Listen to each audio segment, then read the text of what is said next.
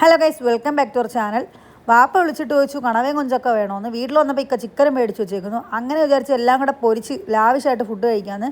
അപ്പോൾ ചിക്കൻ പൊരിക്കുന്ന മസാലയാണ് കുരുമുളക് പൊടി, മഞ്ഞൾപ്പൊടി, മുളക് പൊടി, ഗരം മസാല, ലേശം മല്ലിപ്പൊടി, ഉപ്പ് എല്ലാം കൂടെ ചേർത്ത് മസാല സെറ്റാക്കി എടുത്തിട്ടുണ്ട്.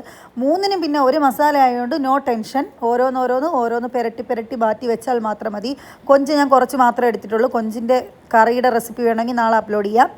അങ്ങനെ എല്ലാം സെറ്റ് ചെയ്ത് ഞാൻ ഒരു 10-15 മിനിറ്റ് ഫ്രിഡ്ജിൽ റെസ്റ്റ് ചെയ്യാനൊക്കെ വെച്ചതിന് ശേഷം എണ്ണ നല്ലോണം ചൂടായപ്പോൾ ആദ്യം തന്നെ ഇക്കാക്ക് ലെഗ് പീസ് വേണമെന്ന് പറഞ്ഞു.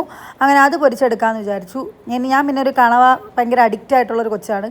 അപ്പോൾ ഇക്കാക്കുള്ള ചിക്കൻ ഫ്രൈ അവിടെ സെറ്റായിക്കൊണ്ടിരിക്കുകയാണ്. ചിക്കൻ ഫ്രൈ സെറ്റായിട്ടാണ് നമ്മുടെ നെക്സ്റ്റ് ഞാൻ അടുത്ത പ്രിപ്പറേഷൻ തുടങ്ങിയത്. കണ്ടില്ലേ, സെറ്റായി വന്നിട്ടുണ്ട്. നെക്സ്റ്റ് പ്രിപ്പറേഷൻ പിന്നെ കണവ സെറ്റാക്കി എടുത്തിട്ടുണ്ട്. അടച്ചു വെച്ച് വേവിക്കണം, അല്ലെങ്കിൽ പൊട്ടിത്തെറിക്കും. പിന്നെ കുറച്ച് കരൾ വരട്ടുകയാണ് ലാസ്റ്റ്. അപ്പോൾ ഇതിൻ്റെ സെക്കൻഡ് പാർട്ട് വരുന്നുണ്ട്. നിങ്ങൾ വെയിറ്റ് ചെയ്യൂ ഗൈസ്.